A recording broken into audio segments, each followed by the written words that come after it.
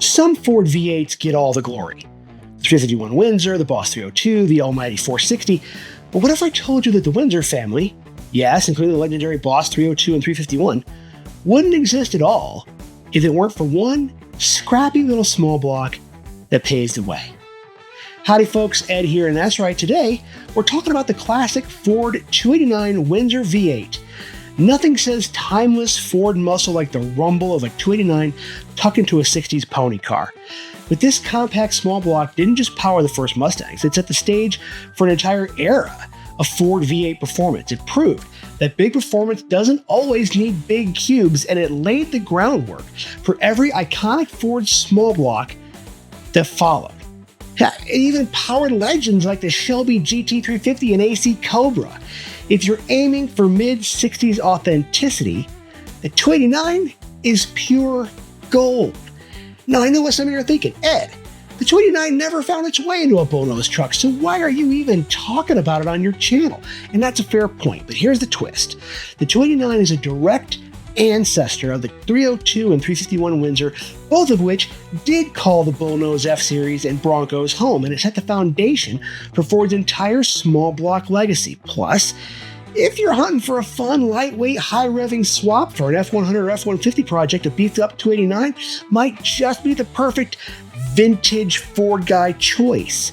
Sure, it's not Bullnose stock, but its roots run deep in Ford's V8 family tree.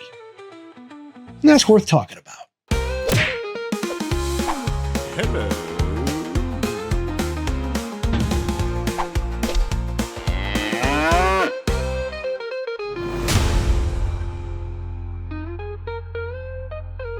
The Ford 289, often called the 4.7-liter, rolled onto the scene in the 1963 Fairlane as part of Ford's new small block family.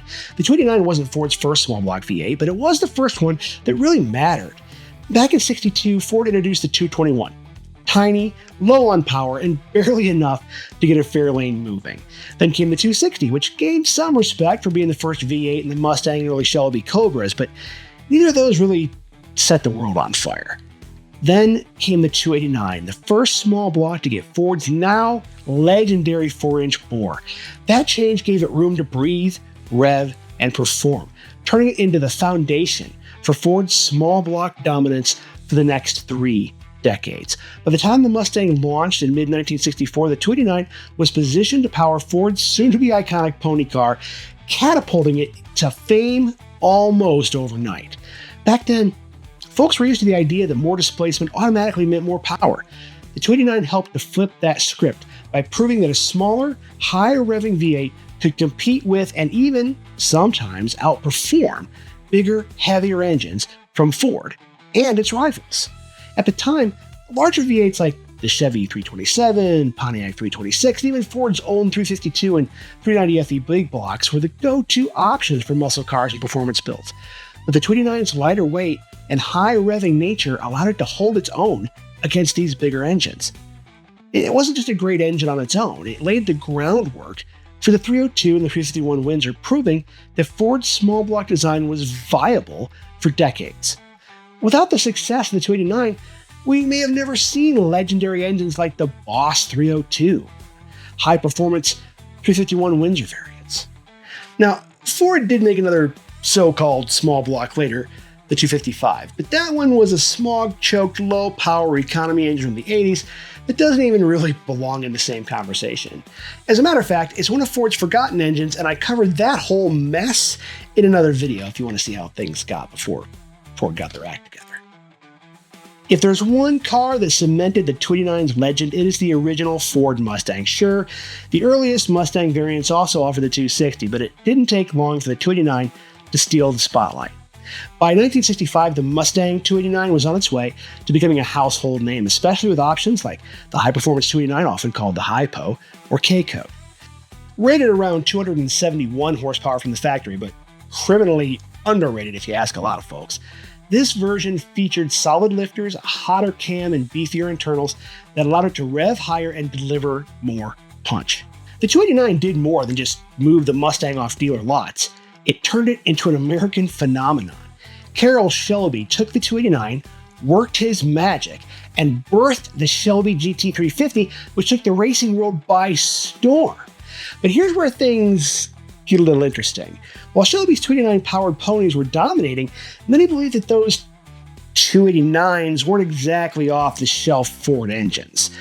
The race-prep 289s and Cobras and GT350s were rumored to have significantly more power than advertised, with some estimates putting them well over 350 horsepower, far beyond the 271 horsepower rating of the factory Hypo 289. Some even suggest that certain Shelby race engines were secretly bored or stroked beyond 289 cubic inches, meaning they weren't really 289s at all. Now, whether that's true or not, what we do know is that Shelby's modifications made the 289 a true giant killer. Once people saw a 289 powered Mustang outpacing bigger, heavier cars, occasionally even including Mopar's 426 Hemi on smaller, curvier tracks, they realized displacement wasn't everything. That's why for many Mustang fans, the 289 remains the purest expression of that first-gen pony car excitement, high revving, light on its feet, and brimming with potential. And speaking of the GT350, you might be wondering, what does the 350 actually stand for? I mean, surely it means something technical, right? More displacement, it's that higher horsepower number, something else kind of cool. No. According to legend, when Shelby was trying to name the car, someone asked him what to call it. He supposedly looked around, noticed that his shop was about 350 feet from another building, and said, "I'll call it the GT350. It's good enough." And just like that, an icon was born. Though the Mustang gets the lion's share of the credit, the 289 found its way into plenty of other Fords and even a few Mercurys. I got a chart here that goes into far more detail if you want to nerd about this stuff. During the mid to late 1960s, the 289 was available in the Falcon, the Fairlane, the Comet, the Cougar, and even some full-size sedans like certain LTD variants or station wagons.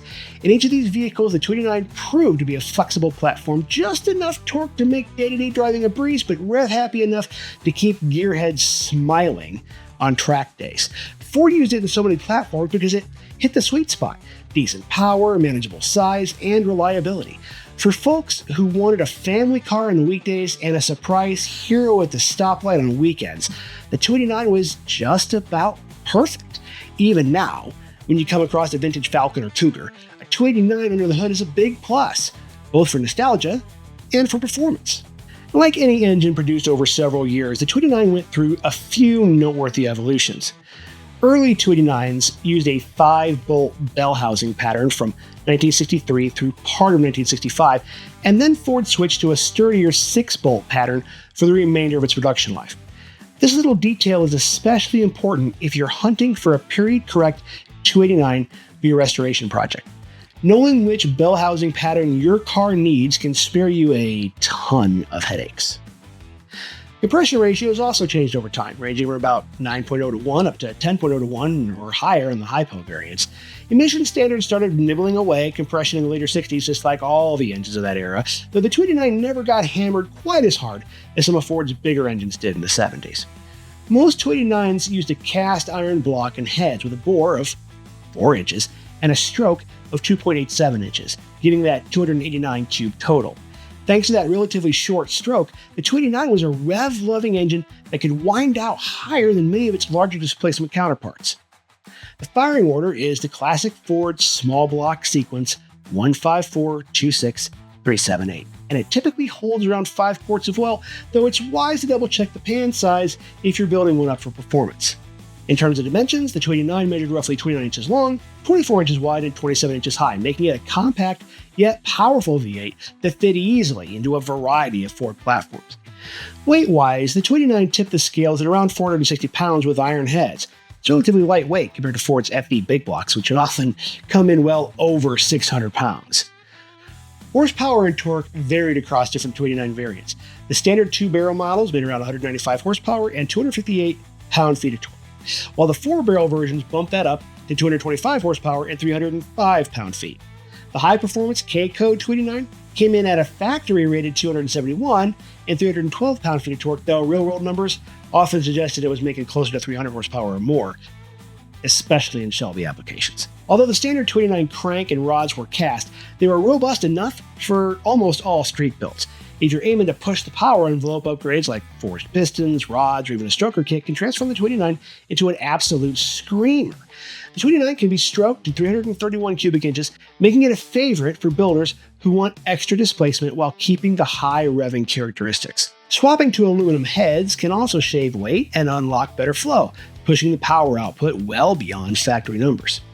One thing to note is that the 289 always used a two-piece rear main seal, which was standard for small block Fords of that era. While pretty durable, these seals are prone to leaks over time, which is something to watch out for when rebuilding one. Also, because of the era in which it was built, the 289 never came with roller lifters. All factory 289s use flat tappet camshaft, unlike the later 5.0 or 302 roller blocks that Ford introduced in the 1980s. That means if you're planning to run a modern high-lift cam, you'll need retrofit roller lifters or an aftermarket roller block to handle the added stress.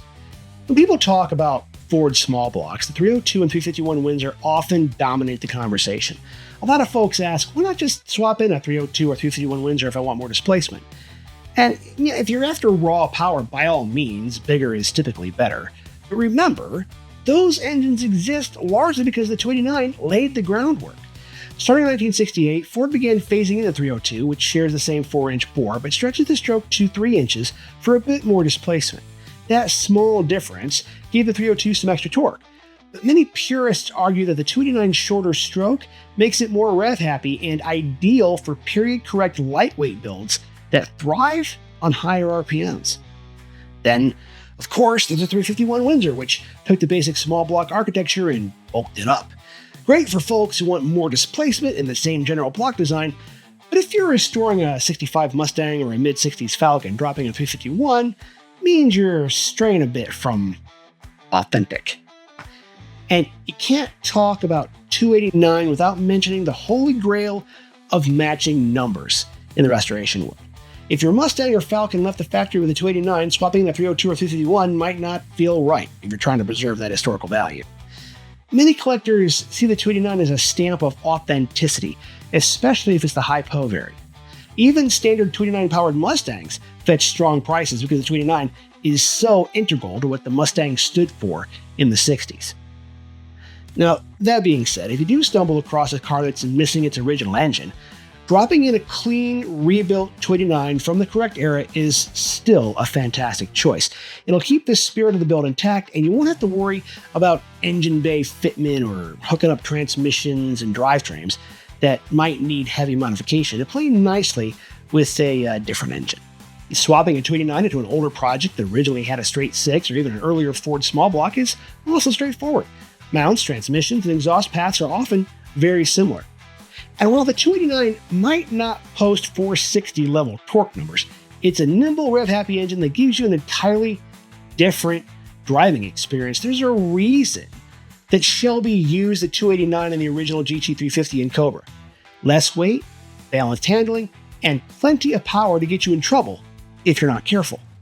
And if you want even more of that power, you're in luck because like the other Windsor small blocks, the 289 has massive aftermarket support. You want to squeeze more power out of it? Sure, you start with the heads. The factory cast iron heads flow reasonably well for their era, but an upgrade to modern aluminum heads from companies like Edelbrock, AFR, TrickFlow can unlock a serious performance bump. If you're aiming for period correct restoration, you want to stick with the factory cast iron heads. But you can do some mild porting and polishing, and that can help improve your flow without striving too far from originality. Swapping the stock cam for something with a bit more lift and duration is another surefire way to wake up a 289. The factory flat tappet cam can be replaced with a performance flat tappet grind if you want to stay true to the original design.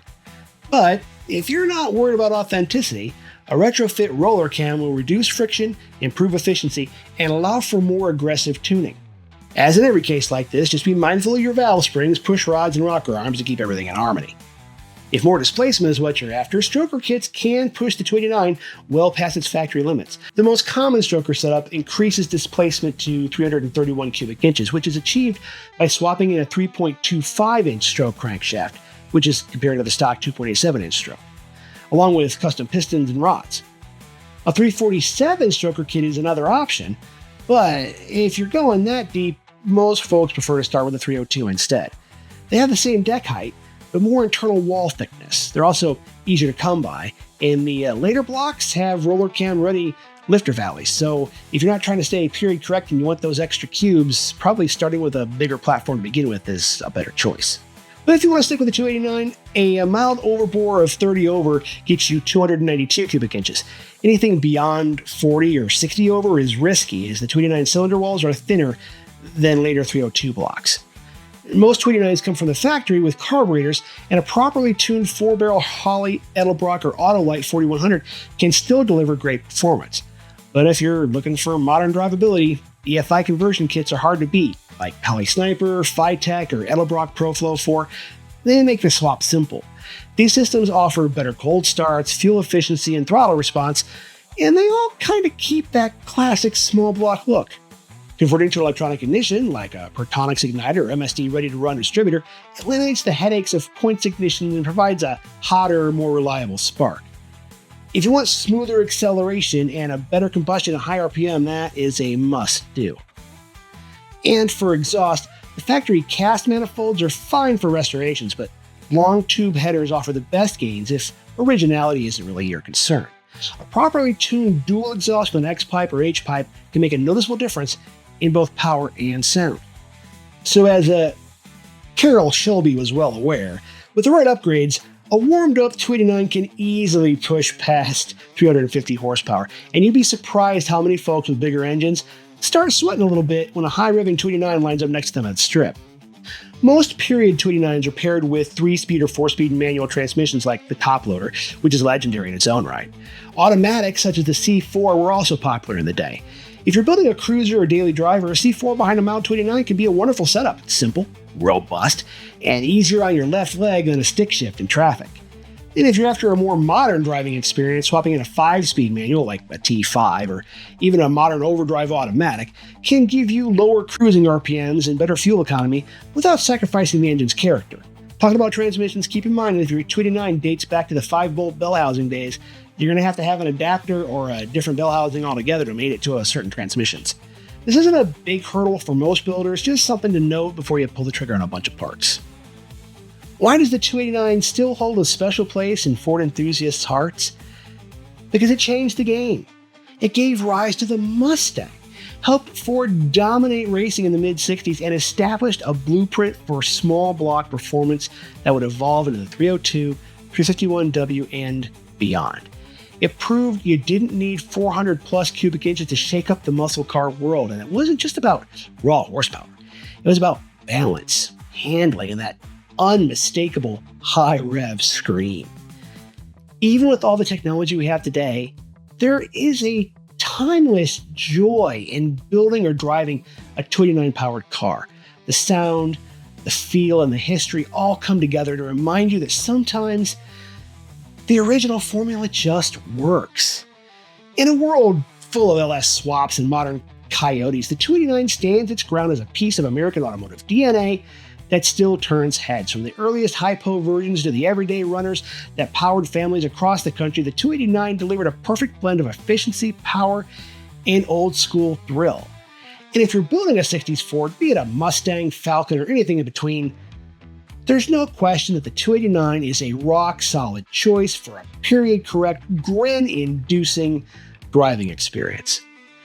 If you want an engine that's as iconic as the cars that it came in, that's easy to work on, and that still has parts galore floating around out there, it's hard to beat the 289. So there it is. That's the story of how one seemingly modest small block paved the way for the big dogs, proving size isn't everything and leaving its mark on automotive history in the process. Hey, you got a vintage Ford in your garage? Chances are it owes a debt of gratitude to this little V8 that could, and that's why Ed from Bullnose Garage is talking about it today. That's also why even decades later, the 289 is still out there making waves, and sometimes even leaving bigger engine competitors scratching their heads at the next stoplight. And there you go, that's everything that I know, or pretend to know, about the Ford 289. As always, if you learned something new today or found this video interesting, drop me a like or subscribe. That really does help me out. And I've got a lot of these Ford engine videos planned, so make sure you stick around to see what's coming up next. If you have any questions, comments, concerns, gripes, internet ramblings, stick them below. If you think I got something wrong, let me know that too. And as always, guys, thanks again so much for watching, and we will see you next time. She's rough around the edges, but she's doing fine. Tinkering away, getting things to shine. That Bullnose Garage